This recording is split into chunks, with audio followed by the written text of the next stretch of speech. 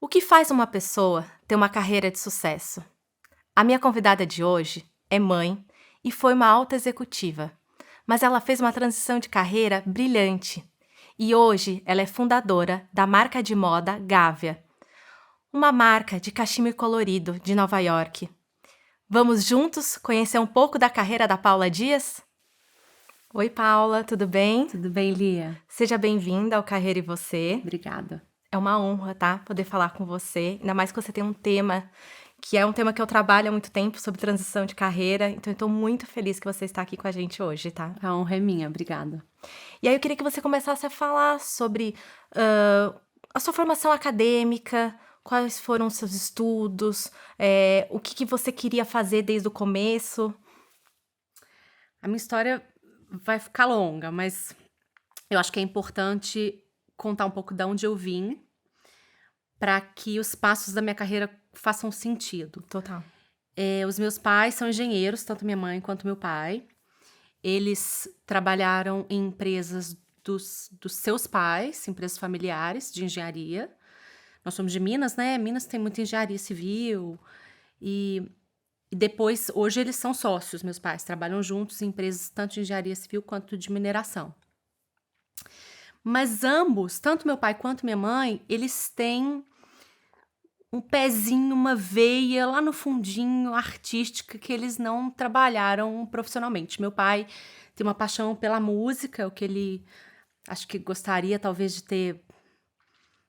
Acho que não de ter exercido porque ele é bem empreendedor, mas é o tempo que ele tem, é o que ele faz, é o grande hobby dele. E a minha mãe, antes de fazer engenharia, até pensou em arquitetura, ela tem um lado assim, esteta, adora arte, a família da minha avó materna, todo mundo é muito artista e tal. Então eu cresci nessa casa com essa mistura de empreendedorismo e de cabeça matemática com um lado criativo e um ambiente muito fértil para criar. Uhum. Meu irmão é músico, minha irmã, apesar de ser engenheira, também é muito criativa. Então, lá em casa, nós todos temos esses lados misturados, que eu até acho difícil. Às vezes eu preferiria ser ou só criativa ou só business, mas nunca foi a minha pegada. Então, eu fui fazer publicidade porque eu achava que cabia à minha cabeça, né? A publicidade tem um lado, né? A gente está sempre vendendo alguma coisa,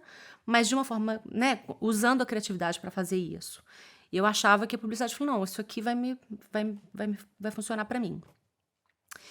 E fui fazer na universidade e tal, eu não me encontrei 100% na universidade. Estagiei em algumas agências, mas no comecinho da universidade, minha faculdade entrou em greve, eu fiz o FMG em Minas. E eu me encontrei com uma amiga da minha família que trabalhava num banco em Nova York. Eu tinha feito high school nos Estados Unidos. Ela é americana, apesar de falar português fluentemente, é americana, e conversou comigo em inglês. Falou, Paula, tudo bem? Soube que você morou nos Estados Unidos. Eu respondi em inglês, ela falou, mas você fala bem inglês? Eu falei, obrigada. Ela falou, você não quer morar em Nova York um semestre? Eu falei, assim, como é que é isso? E ela falou, eu preciso de pessoas que falem inglês e português. Eu falei, mas pra quê? O nome dela é Diana. Ela falou, pra trabalhar num banco. Eu trabalho no Lloyds, a gente tem um programa de estágio. E a gente nunca tem, a gente tem pessoas que falam espanhol, inglês, mas português eu tenho pouco. Eu falei, Diana, mas eu não entendo nada de banco, eu faço faculdade de publicidade. Ela falou, não, mas eu te ensino, de banco eu te ensino, só preciso que você saiba falar as duas línguas. Conversei com a minha família, mas preciso falar, vai, tava a faculdade parada, né, no estágio, então vou. E eu curti, primeiro que morar em Nova York com 20 anos é maravilhoso, acho que todo mundo deveria fazer isso. Mas eu curti muito, foi um ambiente que eu exercitei outra parte que eu nem sabia que eu tinha no meu cérebro, assim, talvez. Como meus pais são muito engenheiros, eu achava que talvez eu não fosse tão para esse lado de exatas como eles. Uhum. Mas eu adorei a experiência de trabalhar no banco. Já era desde sempre com gestão de patrimônios. E quando eu voltei para a universidade, eu falei, cara, eu gostei desse negócio de trabalhar em banco, mais do que eu estava curtindo a faculdade de publicidade. E aí, dentro do FMG, eu fui me direcionando, fiz algumas disciplinas de matemática financeira, tal, para me dar um pouco mais de base. E quando eu me formei, eu vim para São Paulo trabalhar no Unibanco. E gostava muito, para dizer a verdade, assim, trabalhei 10 anos na área financeira. Eu sempre eu sempre estava inventando alguma coisa, né, no meu Ó o final lado de criativo, semana. né? Não tinha muito jeito, ou me vestia de um jeito mais colorido, mas eu gostava. Não vinha trabalhar infeliz, não. Vim fazer mestrado até no INSPER na época. Gostava muito do ambiente de trabalho. Eu terminei a faculdade de publicidade, mas foi a única coisa que eu nunca exerci efetivamente, profissionalmente, foi publicidade. E trabalhei em banco e tal, até que em 2011 meus pais estavam expandindo algumas partes do negócio deles e me convidaram, falaram, Paulo, a gente precisa de uma mãozinha, vem pra cá, vem pra Belo Horizonte. Eu fui trabalhar com eles. Na época eles tinham empresas separadas, que as duas de engenharia não ligadas, mas que tinham muita coisa em comum, todas com equipamento pesado e que faziam várias coisas, mas elas compravam, elas gastavam separadamente. Eu cheguei lá e falei, mãe, mas isso não faz sentido. Como é que vocês compram um pneu para uma empresa separada da outra empresa? É um bolso só, vamos comprar os pneus juntos, vamos negociar esse pneu. E aí eu fiz isso, eu fiquei trabalhando alguns anos com eles, juntando a parte de compras e suprimentos da empresa. Então aprendi a comprar caminhão, aprendi a comprar pneu, aprendi a comprar óleo. E fui para isso. Mas aí eu acho que foi muito árido para mim. Eu gostava também, tinha um lado de desafio de construir uma coisa. Tem um sangue empreendedor meu, de também trabalhar numa coisa que é dos seus pais, que é outro envolvimento, né? Mas eu já. Toda hora eu inventava um negócio para eu fazer um móvel que usava resto de concreto. Cada hora tinha uma coisa que eu queria inventar e a veia criativa pulsava. E na época eu era casada, eu hoje vivo o meu segundo casamento, né? Eu era casada no meu primeiro casamento, eu tava numa idade que tava todo mundo tendo filho. E eu olhei para um lado, olhei para outro e falei, ou eu vou ter filho agora, ou eu vou investigar esse meu lado criativo, ou eu vou investigar agora ou não vou investigar nunca mais. E conversei muito com meus maridos na época, com meus pais, falei, mas e aí? Como é que eu vou fazer? Em Belo Horizonte, gente, não existe, né? Aí eu fui para terapia. Falei, não sei para onde ir, vou fazer. E fiquei, revi assim, minhas fotos de criança, diário, conversei com pessoas, assim. Eu sabia que a moda era uma parte importante da minha identidade. Dentro da minha família imediata, sem dúvida, entre nós 5, eu sou a pessoa que curte isso. Sempre curti me vestir, sempre sou que tem esse lado dentro da nossa família. Mas eu nunca tinha nem me permitido pensar nisso como profissão. Nem sei muito bem Nunca por passou quê. pela sua cabeça? Eu achava muito fora. Tá. Não sei se é por causa da minha geração. Tá. Hoje em dia, moda, a gente vê moda, tá muito, né, no telefone. Mas na minha época, a moda era muito longe, né? A gente não tinha acesso a desfile, não existia isso. Assim, às vezes via uma coisa ou outra numa revista. À medida em que eu fui amadurecendo, é que eu entendi que tinha um mercado enorme. E possibilidades, né? Isso, Dentro e da formas. moda, né? E falando, quer saber, de repente dá pra... Eu sempre imaginava, assim, aqueles costureiros de alta costura mesmo. Eu falava, não, essa pessoa não sou eu. Mas eu não sabia que tinha um meio termo aí. Acho que eu nem nunca tinha pensado sobre isso. E depois de bastante tempo, assim, desse mergulho dentro de mim, eu descobri esse lado que era só meu. Era uma parte minha que não era parecida com mais ninguém. Essa era só minha. E aí, nessa época, até tive muita sorte, acho que não tem outra palavra para isso, de ter tido apoio para estudar fora. Pensei muito em vir para São Paulo estudar, mas as universidades de São Paulo, elas não ensinam, pelo menos nessa época, hoje eu já não sei o currículo, mas os que eu vi naquela época não ensinavam a pessoa assim, a fazer a roupa. Se você quisesse aprender a modelar, costurar, montar, você tinha que fazer um curso do lado. Às vezes, a maioria das pessoas que eu conversava na época faziam assim no Sebrae, separado. E eu queria um curso mais completo. E aí negociei para ir estudar nos Estados Unidos. E tava na dúvida se eu ia ter coragem de tomar esse avião para ir, sabe? Apliquei para ver se eles me davam um espaço na escola e me deram. Eu falei, será que eu vou mesmo, gente? E entrei no avião e fui. Fui ver, falei, olha, na pior das hipóteses, eu vou ganhar 2 anos de experiência, vou ter uma história para contar. Não sabia muito bem o que ia virar. E foi bem desafiador, porque eu acho, sempre brinco com as pessoas assim que me perguntam sobre isso. Acho que quando você se prepara na vida para fazer uma mudança, não sei se é a sua experiência vai saber me dizer. Você puxa a alavanca da mudança, sim ou não? Mudança, sim ou não? Mas você fala, olha, muda só um pouquinho, muda só assim, corta só a beiradinha. Você não consegue editar. Ou você se abre, eu sempre brinco, você pula no precipício da mudança ou não pula. Não tem essa. Você vai chegar lá. Eu não sabia eu não sabia nem se eu tinha matéria-prima para fazer design, sabe? Eu não sabia se eu ia saber fazer aquilo. Mas eu quis ir ali me dar 2 anos para entender isso. E muita coisa aconteceu a partir daí, né? O meu primeiro casamento terminou e eu mergulhei com tudo na faculdade, assim. Eu morava na universidade. Não sei, as pessoas, assim, deviam cansar de me ver pelos corredores com um monte de molde, régua e coisas de costura. Falei, agora eu vou aprender direito. E vivi aquela faculdade, assim, como segunda natureza, até eu entender aonde que eu ia me encontrar dentro de tudo que estava sendo oferecido ali. E também, eu acho que quando você está num processo desse, especialmente quando é uma área criativa, assim, também é um processo meio terapêutico, assim, de você entender o que você tem dentro de você. Não adianta você reconhecer algo em alguém que você admira, mas que você não tem para entregar, né? Então tem um lado todo de entender assim, como é que eu sei criar e o que eu tenho dentro de mim. No meu caso especificamente, assim, eu tinha, no caso assim da roupa e até da minha forma física, eu não sou uma mulher que tem muita forma de mulher. Especialmente aqui no Brasil, a mulher com muita curva, né?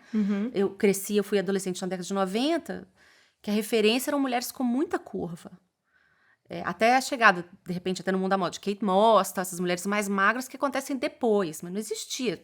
Essa mulher não aparecia pra mim. Então, eu sempre me sentia meio entre menino e menina. E por isso eu acabei estudando muito as categorias de moda que ficam nesse meio termo também. Tá. E aí, o meu foco foi muito em alfaiataria, que eu amo, também porque eu tinha trabalhado muito numa área executiva, era o que eu vestia também o tempo todo. E o tricô, porque era o que eu mais tinha no meu armário. Então, eram as 2 categorias que eu queria entender profundamente.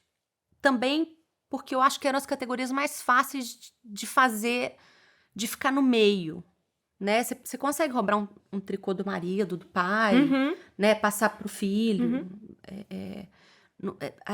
Não é tanta diferença quanto em outras categorias. Hoje, cada vez menos, né? Isso está se mesclando, mas mesmo quando eu comecei a faculdade, já existia uma separação um pouco maior do que hoje, porque eu acho que essa união entre o masculino e o feminino, ela tem vindo com muita velocidade. E eu queria uma coisa que desse... Eu achava que a roupa masculina era mais bem acabada. Você põe uma camisa masculina, eu achava ela melhor. Eu falava, mas como é que pode que a minha não é assim? Então eu ia estudar roupa de homem, estudar roupa de mulher. Eu falava, mas por que um deles tem esse acabamento e o nosso não tem? Principalmente na alfaiataria, né? Mas no tricô também. Também? Por exemplo, aqui, ó, essa peça que eu tô usando especificamente não, mas você vê muito tricô masculino que tem um ombro que ele cai até aqui atrás, a costura dele é aqui, ó. Ele chama ombro, tradução livre, ombro francês. Eu acho que para homem e mulher ele cai melhor. Tem várias peças da Gávea que eu uso esse acabamento, acho mais bonito. Tanto faz para homem e mulher, mas é muito mais comum você ver na peça masculina que na feminina. Eu não consegui achar uma explicação para isso, talvez alguém consiga me explicar mais para frente. Mas eu, particularmente, acho que cai melhor.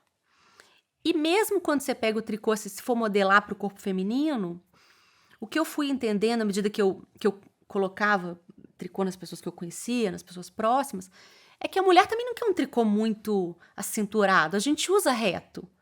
Então podia ser o mesmo.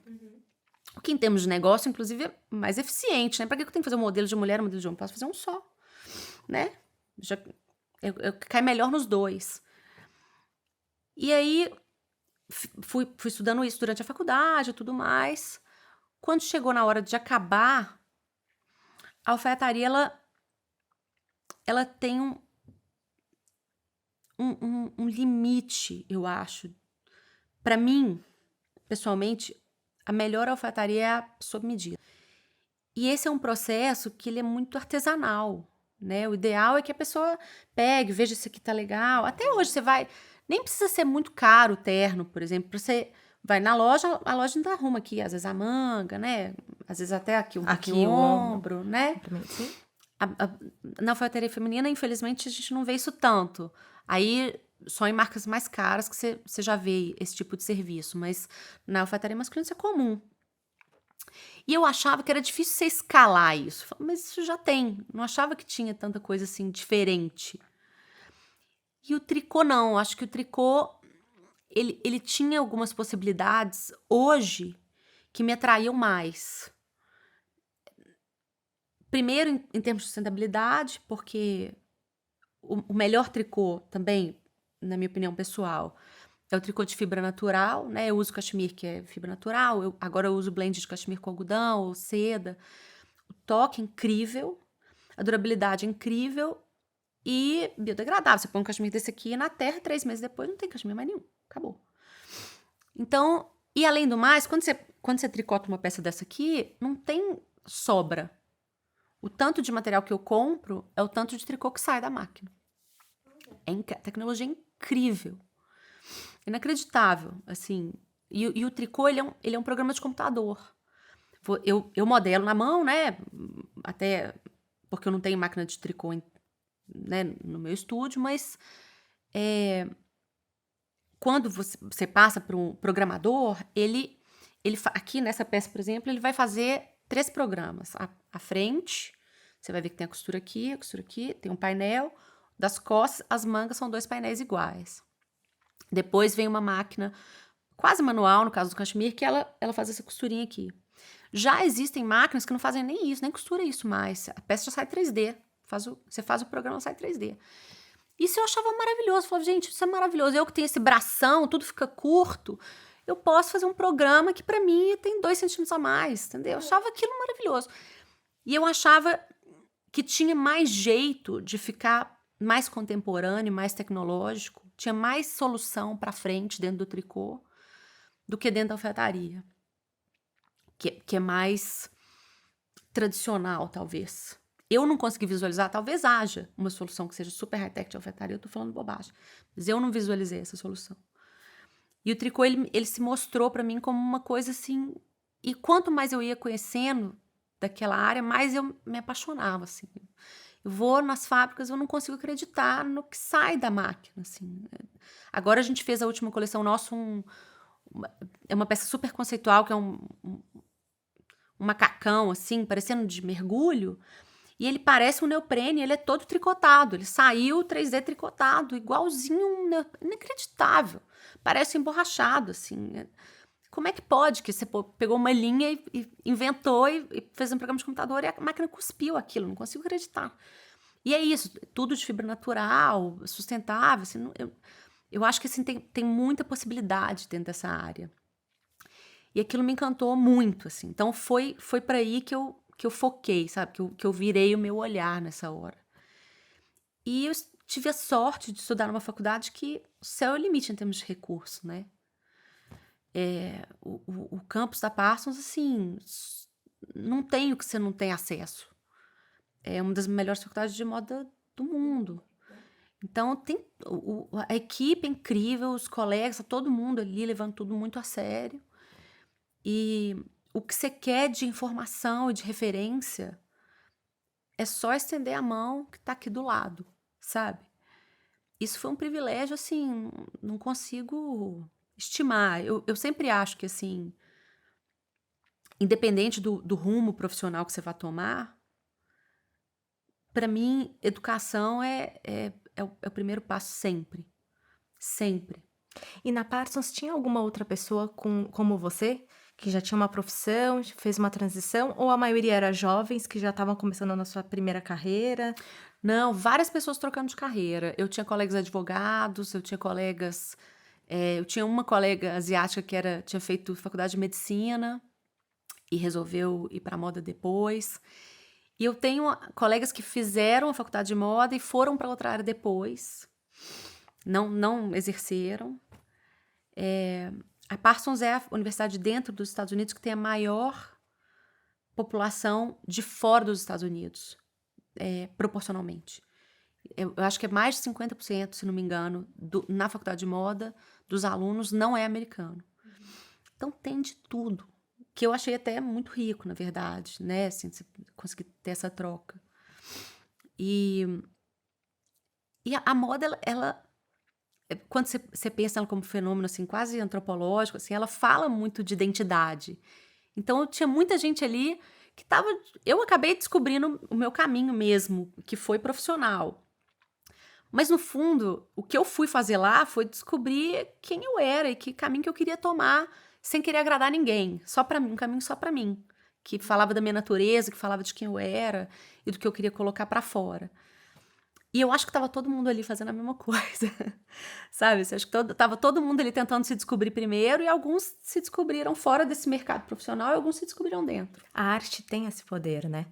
Ah, sem De você dúvida. fazer um olhar para dentro, de você ter um autoconhecimento. Eu falo isso porque eu fiz artes cênicas e eu tenho certeza que foi exatamente mesmo caminho que você falou. Eu tenho certeza que eu fiz exatamente para me conhecer mais, para me olhar mais, para ter mais esse autoconhecimento. Não que eu hoje não use, né, as competências como você, mas a arte, ela faz isso com a gente, né? Ela é isso, né? Ela é essa conexão, né? Essa vontade de conectar e de expressar. Quando eu pensei a marca, eu trabalhei com uma equipe que me ajudou a fazer logomarca, tal, essas coisas. E uma das meninas da equipe, ela falou uma coisa que nunca saiu da minha mente. Ela falou: no seu caso, Paulo, eu vejo que a moda sai de você quando você não tem palavras para dizer uma coisa. Você não consegue explicar, então você desenha, assim, sabe? E talvez no seu caso fosse isso. Você pudesse usar uma personagem para falar de alguma coisa que estava dentro de você, que você talvez não conseguisse verbalizar, né? Às vezes você tem uma emoção, você tá passando por uma coisa e você não consegue precisar exatamente naquele. Depois que passa o tempo, você olha para trás e fala: ah, óbvio que era isso. Mas na hora da turbulência, às vezes a gente não consegue expressar com palavra, né?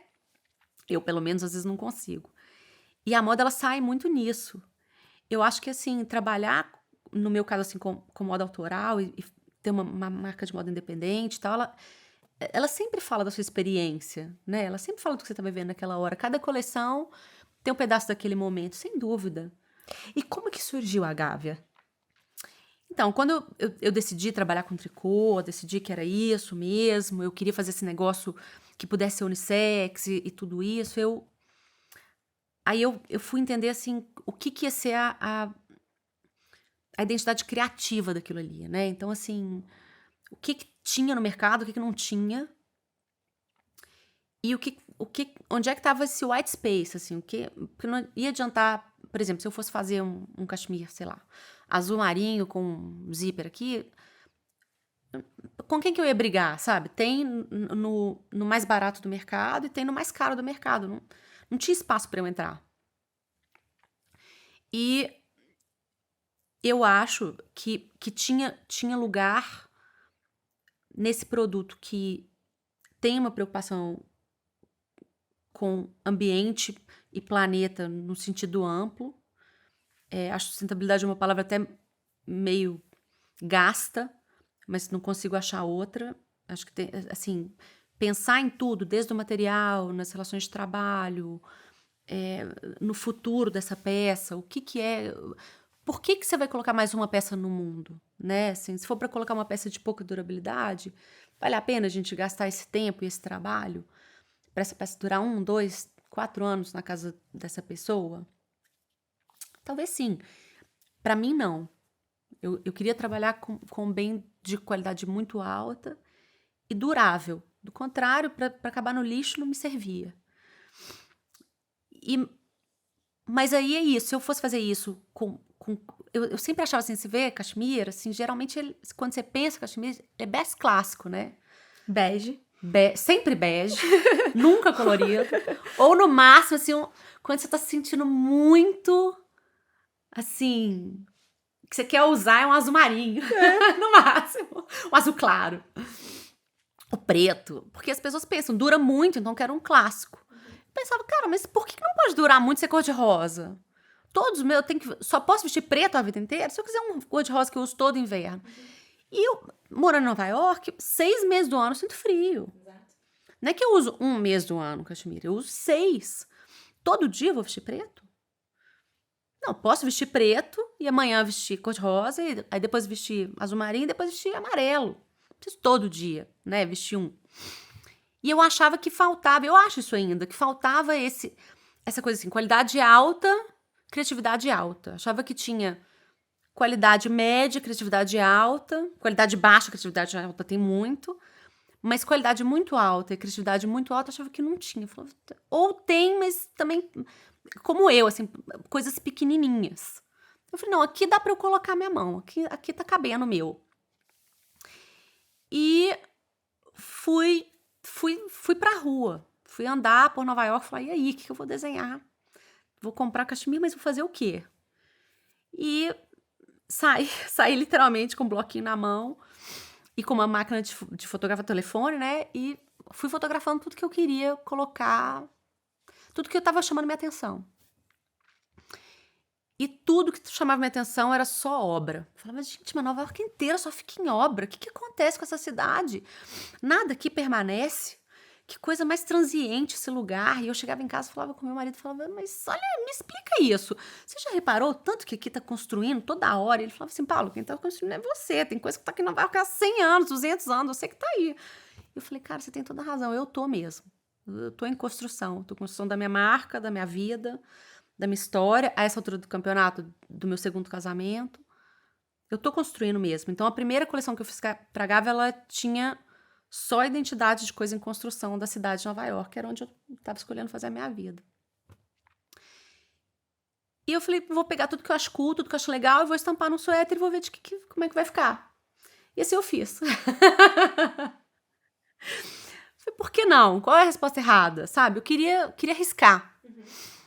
E fui percebendo que as pessoas, quanto mais elas se relacionavam com a peça, elas se mesclavam com aquilo que tinha ali. Então tinha um que era uma placa assim de danger, bem grande. A pessoa falou, o dia que eu me sinto perigoso, eu visto essa blusa. Eu falo, é verdade. A gente se mistura muito. E tem um lado da roupa que é muito legal e que me fascina, que é o lado da intenção. E que é um lado que fala de vida e que é um lado que fala do seu dia. A sua intenção pode ser numa reunião, num dia, no mês, num relacionamento, numa profissão. Mas decidir o norte da sua vida é muito poderoso. A gente tem uma capacidade de definir a vida que a gente quer ter, que eu acho que às vezes a gente não tem a noção disso. E a gente faz isso todo dia quando a gente se veste. A gente acorda, olha para um lado, olha para o outro e fala, hoje eu quero ficar invisível. Não quero que ninguém preste atenção em mim. Então vou vestir essa roupa aqui que ninguém vai... Vou me esconder nesse casaco oversize. Ou então vou usar essa roupa assim, uniforme, que tá todo mundo vestindo igual. Hoje eu quero, sabe, vou pôr um rabo de cavalo, ninguém vai olhar pra mim. Ou vou pôr um cabelo no olho, sei lá. Da mesma forma, só que a Gávea era o contrário. Eu falei, não, mas eu não quero estar nesse dia. Eu quero estar no dia que é o dia que a pessoa fala assim, hoje vai ser bom, hoje vai ser legal. Hoje eu vou sair com as minhas amigas, hoje eu vou no cinema, hoje eu vou numa exibição que eu amo, hoje eu vou celebrar essa cidade maravilhosa que eu vivo. E isso pra mim tem cor, isso pra mim tem visual, sabe? Hoje eu quero me sentir cool e é isso. Então pra mim a Gávea é isso, ela é esse espaço no armário, do dia que você fala assim, hoje eu decidi o dia que eu vou ter e vai ser um dia com um sorriso, vai ser um dia com uma alegria, vai ser um dia com sabe, com uma experiência. Hoje eu quero colocar uma energia diferente, eu quero dar uma carregada nesse dia.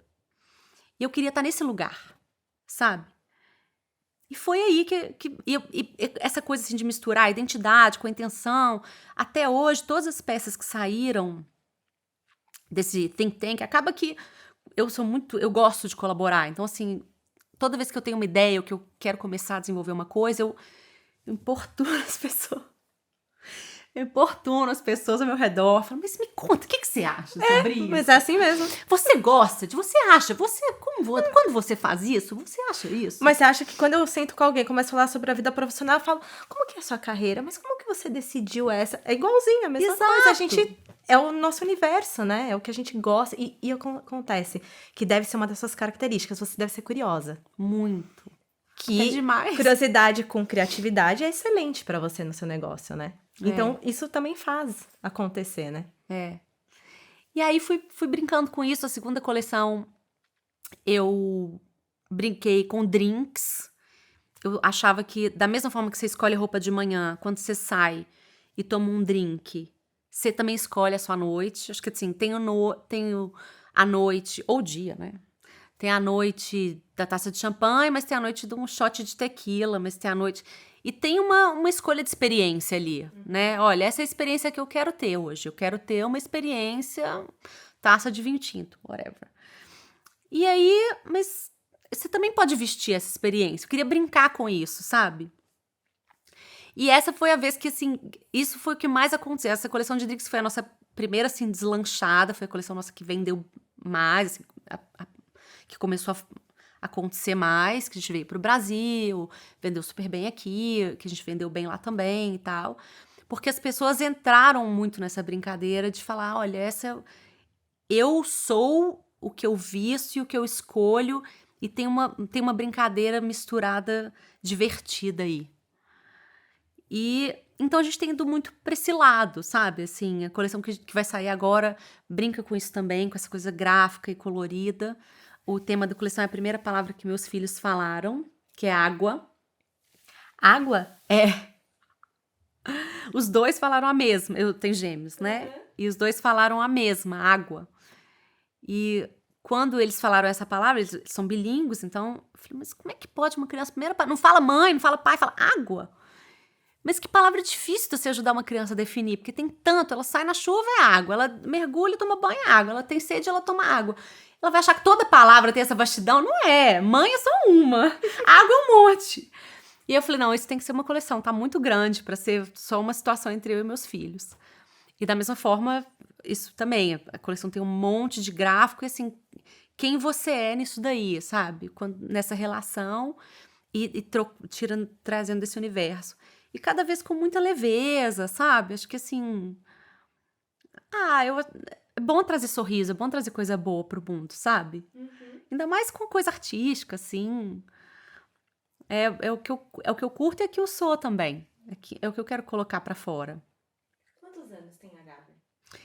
Agora, a Gávea, ela foi ser lançada em 2019, quando o dia do primeiro evento de lançamento da Gávea foi o dia que eu descobri a minha gravidez. Então ela foi mais ou menos acontecendo meio devagarzinho e a pandemia veio logo depois.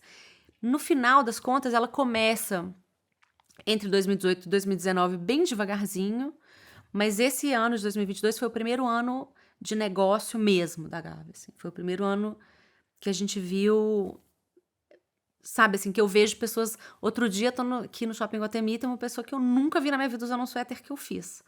Não dá pra acreditar, assim, quase que eu fui lá pedir um autógrafo. Posso tirar uma foto com a senhora? Falei, onde a senhora arrumou esse suéter? Qual que é a sensação que te traz? A primeira sensação que me traz é de curiosidade. É essa, assim, como será que essa mulher descobriu isso que eu fiz? Mas é uma honra, eu acho. Acho que a sensação é uma honra, é um privilégio. Depois que você cria uma coisa, você vê alguém se relacionar com aquilo e transformar aquilo em seu, é muito maravilhoso, né? Não sei nem explicar. Era uma vez um vazio. E aí eu inventei uma coisa na minha cabeça. E essa coisa se materializou. E uma outra pessoa que nunca me viu na vida olhou aquilo e falou assim: Isso é a minha cara. Muito louco. E ela vestiu e falou assim: Olha como é que isso aqui me representa. Eu falo: Gente, isso é maravilhoso. Né? Essa conexão. Eu não sei nem, não tenho nem palavras. É isso, não tem palavras pra explicar. E fico pensando: por que será que ela escolheu? Será que foi a cor? Será que foi o drink? Será que foi o cachemir? Quase que eu fui lá perguntar. Eu quase perguntei. Mas fiquei com vergonha. Qual o Mas é endereço que muito vocês legal. estão lá em Nova York? Oi? Qual o endereço que vocês estão lá em Nova York, para as pessoas Em saberem? Nova York a gente vende numa loja que chama Canvas, no sul da ilha. É uma loja só de design independente. Mas o que a gente mais vende mesmo nos Estados Unidos é online, é no e-commerce da loja. Ainda mais agora depois da pandemia, né? E é muito fácil, né? Porque você pode devolver. A logística americana é muito rápida. Aquele país daquele tamanho, qualquer lugar chega em 2 dias, um dia, né? Exatamente. E o país é muito grande. Então, assim, em Nova York a gente tem esse lugar mais. Porque, como eu uso um material que é gostoso de pegar, né? É interessante para mim a pessoa ter acesso. Mas, no fundo, o que a pessoa mais tem visto, né, onde a pessoa mais tem contato, lá ela testa em casa e depois. Se for, até hoje eu não tive devolução, graças a Deus, mas se for o caso, ela devolve, né? Pode devolver. É que lá tem, né, essa liberdade, né? Um pouco diferente do Brasil, nesse quesito. E no Brasil, Paula? Se alguém quiser o seu No suéter... Brasil, a gente vende. Agora a gente acabou de tirar a coleção de inverno, porque entrou biquíni em todo lado, né? Mas a gente acabou de tirar a coleção de inverno das lojas em que a gente vendeu, na Pinga, aqui no Jardim de São Paulo, no Galleries, que tem 3 lojas no Brasil, em Curitiba e 2 em São Paulo, se não me engano. E eles têm um e-commerce também. E a gente tem mais 2 lojas em que a gente entra agora com a coleção nova e mais um outro e-commerce que não é o nosso, em que a gente vai vender também no Brasil. Que tá quase, não sei se posso falar, mas daqui a pouquinho tá no ar. Isso aí. Bom, eu vou voltar um pouquinho à sua transição de carreira, tá? Sim.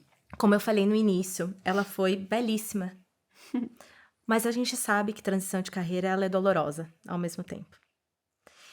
E aí eu queria que você falasse desse momento. Qual foi o momento que você falou assim, olha, eu não quero mais fazer isso que eu estou fazendo profissionalmente, não estou mais feliz com a minha profissão, com a minha carreira, eu quero mudar. Conta um pouquinho desse processo. Quando eu saí da área financeira para trabalhar com meus pais, eu não cheguei a ter insatisfação com a área financeira. Eu fui em direção ao negócio da minha família, ao invés de sair da área. Eu gostava de trabalhar na área financeira, na verdade. Nunca cheguei a ser insatisfeita com essa área. Mas quando eu estava no negócio da minha família, para mim o mais difícil para mim foi migrar.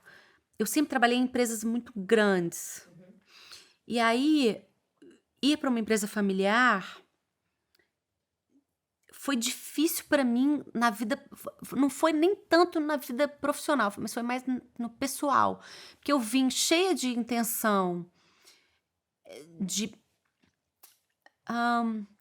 criar procedimentos, de trazer a bagagem de empresas maiores, de olha, vamos fazer um processo, vamos fazer uma hierarquia, whatever, assim, vamos trazer isso que é super legal da área financeira para cá. Só que eu vim para uma empresa que tem dono e tem dona, meu pai e minha mãe. E que tem, eles até, acho que são pessoas que estavam interessadas em profissionalizar cada vez mais, mas em outra, não nos meus termos. Eles tinham já a visão deles. E eu vim muito trazendo foi embolado para mim. Eu não soube muito bem sair de uma coisa assim estritamente profissional para misturar um profissional e pessoal. Que é muito o que acontece mesmo na empresa Eu familiar. achei muito difícil. Eu acho que tem gente que lida com isso muito bem, assim, né? Ah, tudo bem. Para mim era embolado falar de negócio no domingo e aí, sabe, assim, às vezes você fica chateado com uma coisa e aí impacta outra. Eu não soube. eu não soube lidar muito bem, foi confuso para mim. E eu achei que não valia a pena correr o risco de comprometer a minha relação com a minha família por conta de um negócio que eu falava, gente, entendeu? Nem era o meu sonho estar fazendo isso, assim, no fundo, sabe? Eu tava aqui meio que querendo colaborar, mas eu nem sei se eu vim com uma intenção melhor do mundo, é claro. Não sei se eu vim da melhor maneira, ou nem sei avaliar isso tão bem, mas eu acho que foi muito mais um desencontro no pessoal, de sair de uma estrutura muito profissional para vir para uma estrutura que misturava o profissional com o pessoal, do que também nem gostar da atividade deles. Não era por aí, era mais eu não soube me encaixar nessa mistura. Foi misturado demais para mim. Eu não sabia muito bem o comportamento daquilo, muito fluido, foi confuso. E aí uma briga que era para ser profissional e misturava com o pessoal.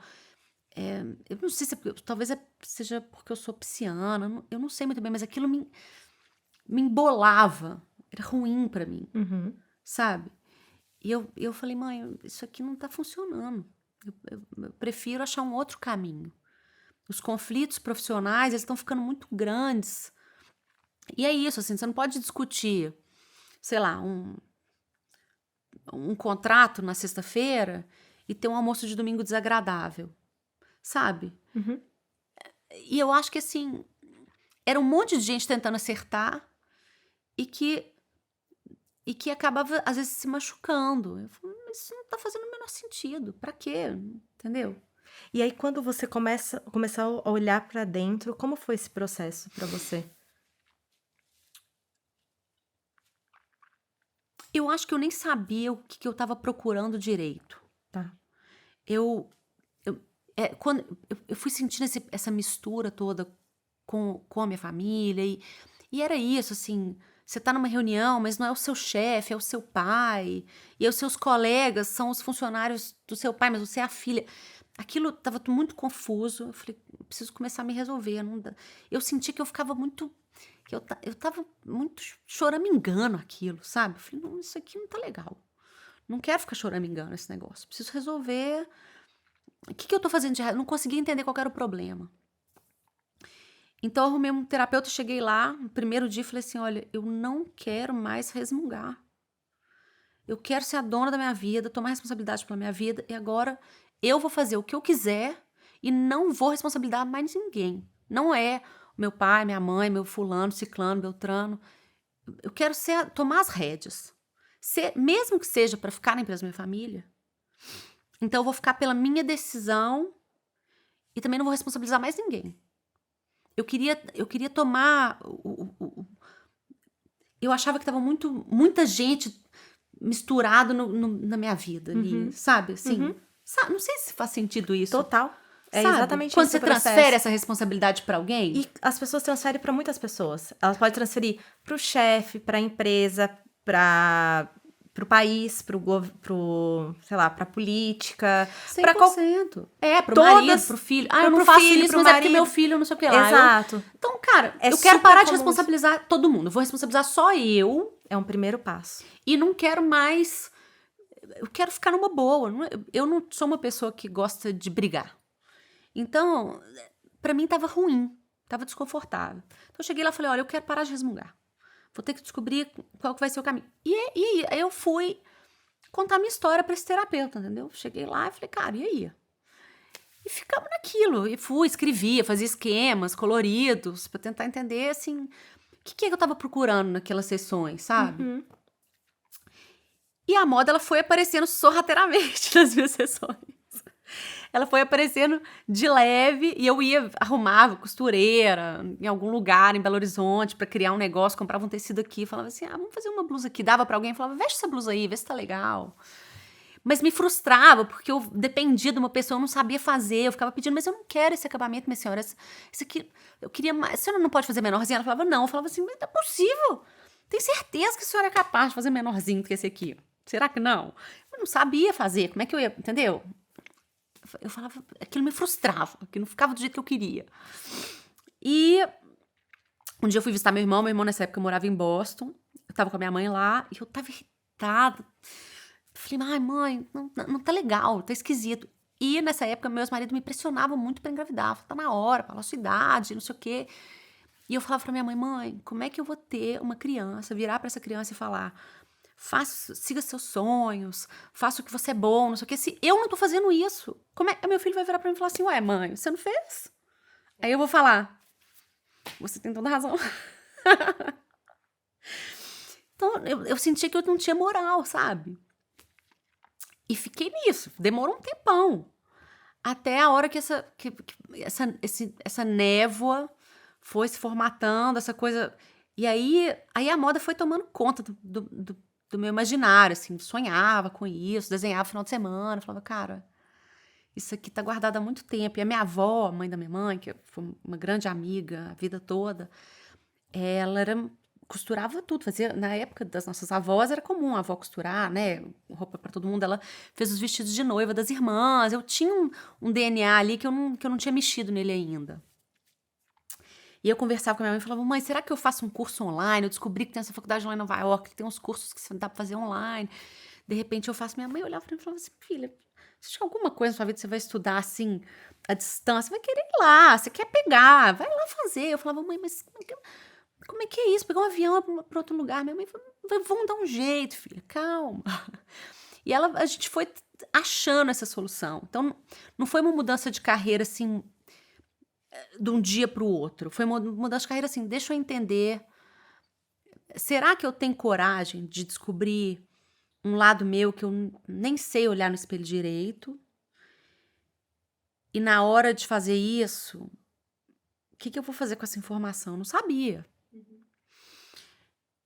E aí eu acho que assim, eu já tinha uma idade assim para mudança de carreira. Eu na época considerava alta. Eu tinha muito medo, não sabia o que eu ia encontrar. Eu podia chegar na Parsons e os professores falaram, minha amiga, o que você está fazendo aqui? Né? Não sabia desenhar, não sabia nada, não sabia costurar, não sabia nada, tive que aprender tudo do zero. Mas eu quis tomar esse risco, como eu falei, eu tive esse privilégio de poder investigar isso um pouco mais. Eu acho que no meu caso, como eu fui estudar fora, eu saí de um emprego e fui estudar estudei full time. Foi eu me permiti, eu me dei 2 anos para fazer nada. E por isso é que eu acho um privilégio, que muita gente não poderia fazer isso, né? Assim, financeiramente mesmo. E eu acho que, assim, talvez tivesse sido mais prudente e colocando o pé na outra área, talvez com mais calma.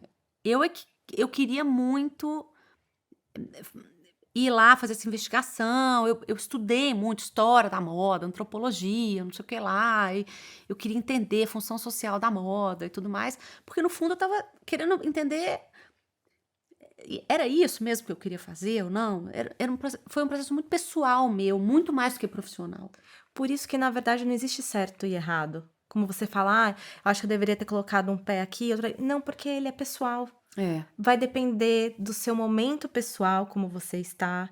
Vai depender do seu momento financeiro. Uma transição, ela depende muito disso também. E da sua personalidade também, né? Se você é uma personalidade que consegue lidar com 2 coisas ao mesmo tempo, ou não, você consegue só mergulhar em uma, fazer uma coisa bem feita. Então, ela é sua, é o seu jeito que você encontrou, entendeu? E por isso que eu acho muito legal você dividir isso com a gente, porque pode ter outras pessoas aqui que também têm esse mesmo jeito de fazer, né? Você falou, você demonstrou aqui muitas características suas, né? Muitas qualidades suas. Eu queria que você falasse de pelo menos 3 qualidades que você acredita que foram muito importantes nesse processo seu, nessa sua trajetória profissional. Eu acho que a minha característica maior que aparece na minha história profissional, eu sou muito destemida para mudar. Eu não tenho medo de mudar. Para mim, eu gosto de ver para crer. Vamos tentar? Em tudo, sabe? Mesmo que seja uma decisão pequenininha, eu gosto de... Eu não... Pra dizer a verdade, eu até acho que a gente se coloca numas nuvens de ilusão de segurança. A gente fala, vou ficar nesse emprego que é igual do meu pai e da minha mãe, ou, sei lá, meu pai é médico, não vou ser médico. E a gente nunca sabe o dia de amanhã, no matter what. Às vezes você vai ficar seguindo tudo certinho, você faz tudo certinho. Depois você olha pra um lado, olha pro outro e fala, gente, onde que eu vim parar? A vida dá tanta volta. Tanta. Eu até acho que a segurança é uma ilusão, mas isso é fácil pra mim. É a minha personalidade. Eu sou uma pessoa que não tem muito medo de mudar. Eu prefiro chutar o balde. Cara, vamos mudar esse negócio aqui. E aí eu acho que é importante se conhecer nisso. Porque a pessoa que é mais avessa a risco, eu não acho que isso é bom ou ruim, na verdade. Eu acho que é a característica mesmo da pessoa. É importante ela achar, se ela de repente decide que quer tomar um outro rumo profissional, há várias formas de tomar outros caminhos que talvez sejam mais confortáveis para aquela pessoa, mas que vão levá-la ao mesmo caminho que foi o meu, por exemplo. Sabe? Eu não acho que, de repente, assim, o passo a passo precisa ser igual. Acho que ele tem que ser, acima de tudo, condizente com a sua natureza. Com certeza. Com Sabe? seus valores. Com o que você aguenta. Porque, às vezes, a pessoa, para ela, vai ser insuportável. Vai morrer de ansiedade, não vai dormir à noite. Ela vai, sabe? Isso, nada na vida vale isso. Eu acho que você tem que... O primeiro passo é esse, e é por isso que eu acho um privilégio você poder repensar num sentido mais amplo, falar assim, né? Porque eu acho um privilégio porque muitas vezes você não pode escolher. É o trabalho que você tem, pronto, acabou, né? Quantas vezes isso acontece? Você poder se dar opção é maravilhoso. Você poder se dar opção de falar, quer saber, eu quero estudar um pouco mais isso, eu fiz uma universidade gratuita, eu fiz um monte de cadeiras, fui explorar uma outra coisa dentro da universidade, que eu pude fazer, não paguei nada por isso, entendeu? Pude fazer mestrado aqui em São Paulo, pude estudar fora, tive um monte de oportunidades que tem um preço alto, assim, tudo. Mesmo entrar na Universidade Federal também teve um preço alto, né? Estudei numa escola que me preparou muito bem e tudo mais. Então, tudo isso eu reconheço que é fruto de um privilégio. Mas eu acho que o funcionamento cerebral, independente do privilégio, ele tem que ser...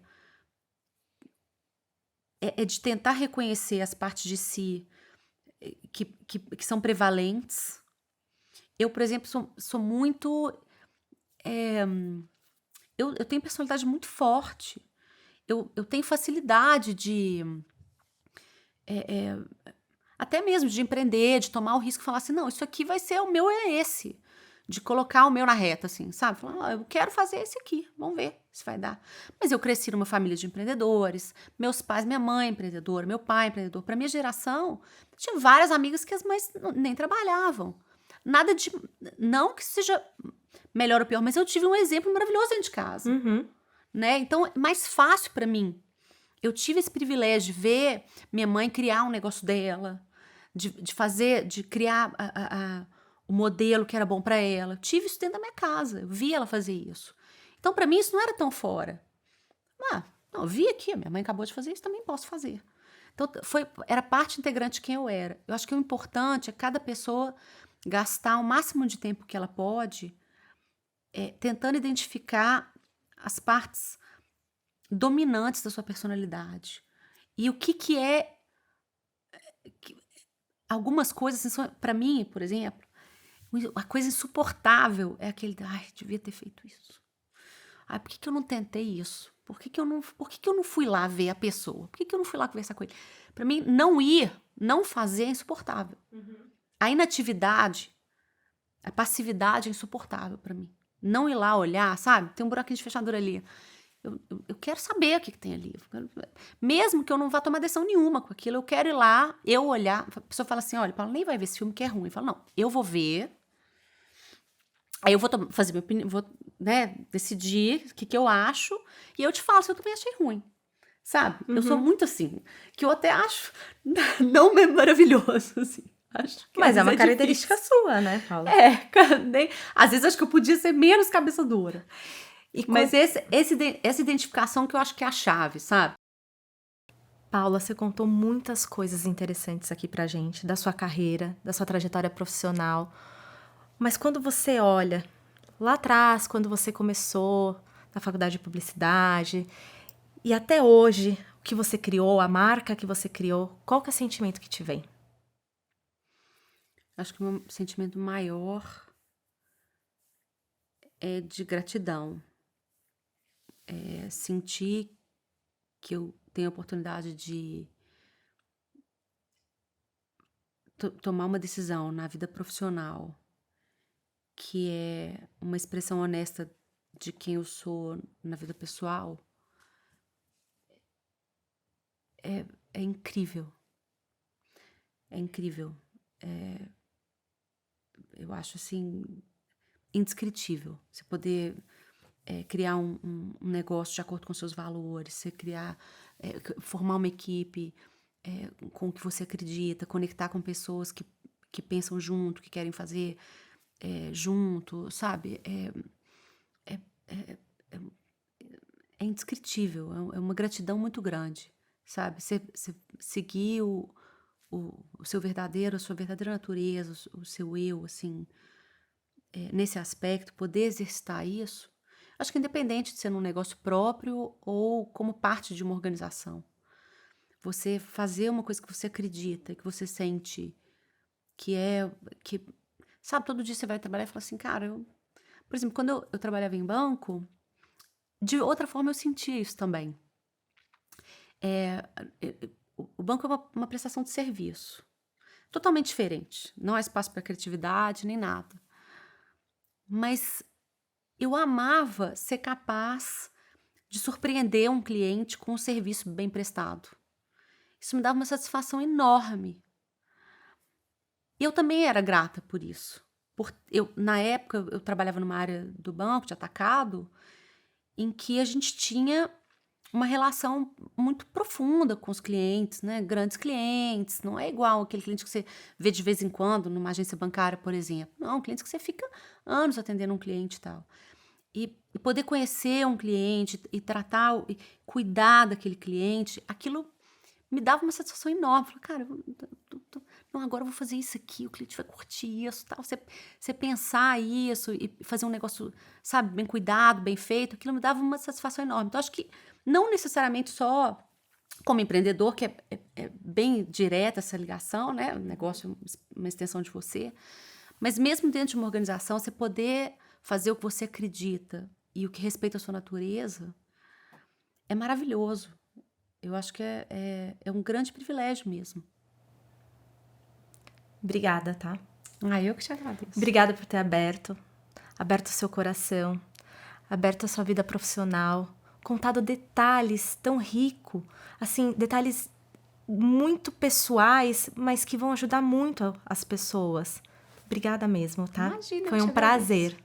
Foi todo meu.